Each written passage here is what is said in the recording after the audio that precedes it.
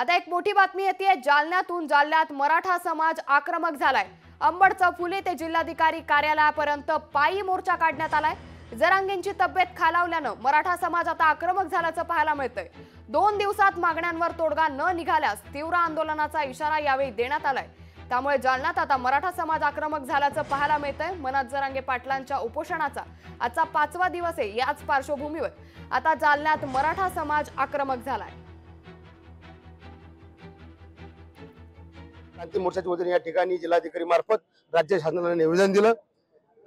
आमच्या मागण्या वाशी या ठिकाणी ज्यावेळेस मनोज दादा जरांगे यांच्या नेतृत्वामध्ये मोर्चा केला आणि त्या ठिकाणी राज्य शासनाने सगळे सोयरेसाठी त्यांनी आश्वासन दिलं।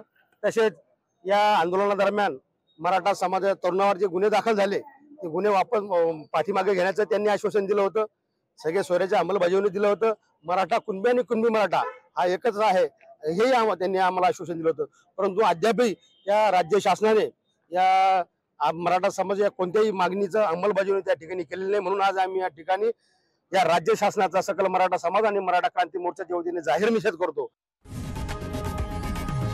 लोकशाही मराठी ऐका, पहा, जागरूक रहा।